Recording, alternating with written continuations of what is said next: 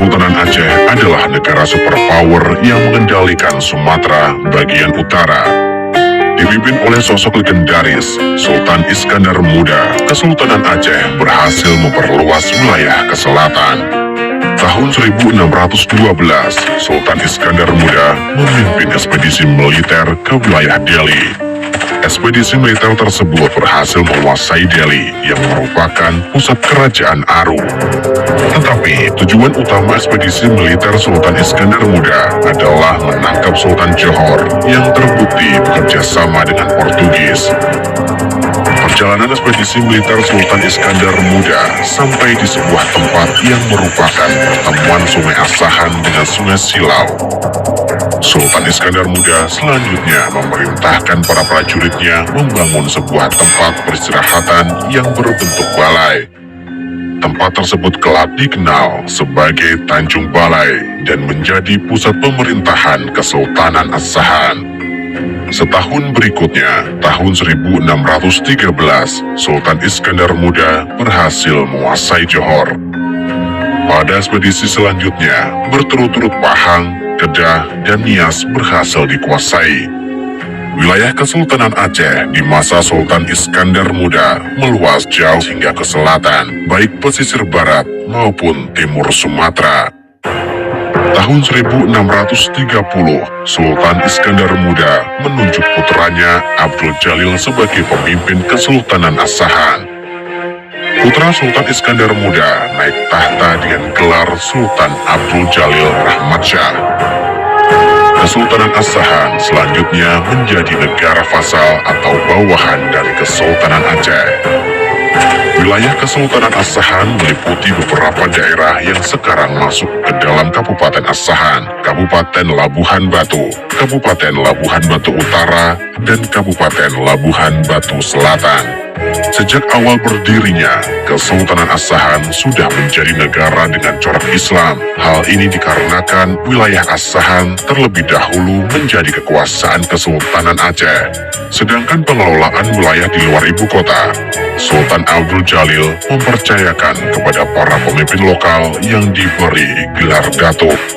Masa kepemimpinan Sultan Abdul Jalil tidak diketahui dengan pasti. Sumber-sumber sejarah tidak menyebutkan detail akhir masa jabatannya.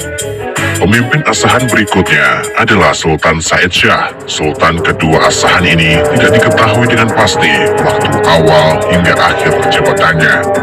Generasi ketiga, Sultan Muhammad Mahrum Shah, hanya diketahui akhir dari masa jabatannya, yaitu tahun 1760. Generasi keempat, Sultan Abdul Jalil Shah memegang puncak kepemimpinan Asahan hanya dalam rentang waktu tahun 1760 hingga 1765. Pemimpin berikutnya, Sultan Dewa Shah, memimpin Asahan dalam rentang waktu yang cukup lama dari tahun 1765 hingga 1805. Selanjutnya, Asahan dipimpin oleh Sultan Musa Shah dari tahun 1805 hingga 1808. Sampai generasi ketujuh, yaitu Sultan Muhammad Ali Shah yang memimpin dari tahun 1808 hingga 1813. Regenerasi Asahan tercatat stabil tanpa adanya konflik. Wafatnya Sultan Muhammad Ali Shah membuat regenerasi kepemimpinan Asahan diwarnai konflik di antara dua putranya, Raja Hussein dan Raja Muhammad Ishaq bersitegang memperebutkan tahta Asahan. Konflik tersebut berakhir dengan kesepakatan damai. Raja Hussein memegang tahta Asahan dengan gelar Sultan Muhammad Hussein Rahmat Shah. Sedangkan Raja Muhammad Ishaq diangkat sebagai yang di-Pertuan Negeri Kualuh, salah satu wilayah Asahan.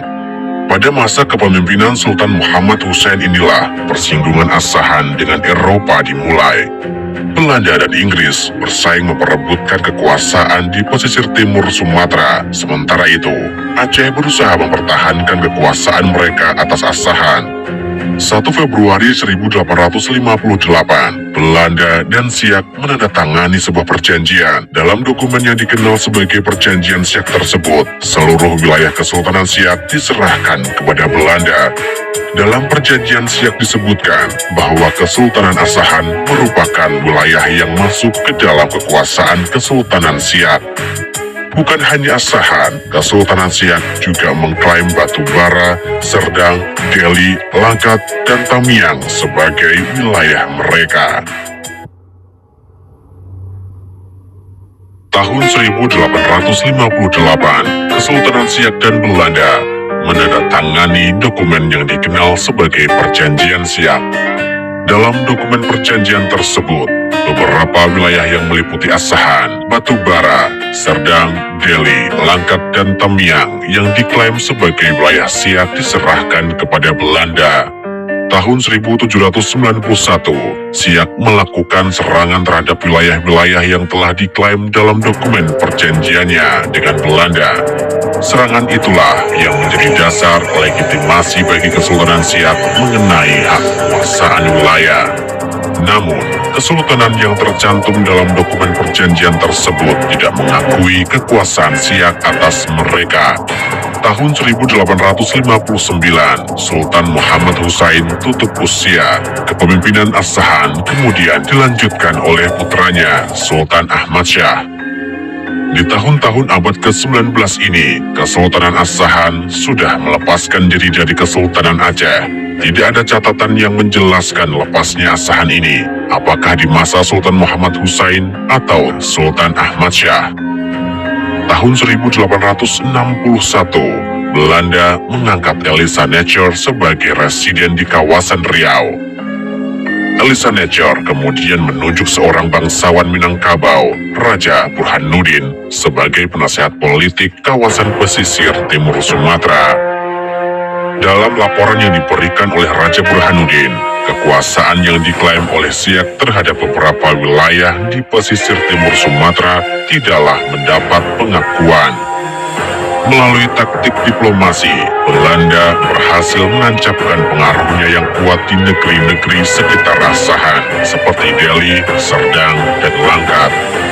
Asahan beserta beberapa wilayah seperti Batu Bara, Panai, dan Bila tidak bersedia tunduk dalam pengaruh Belanda.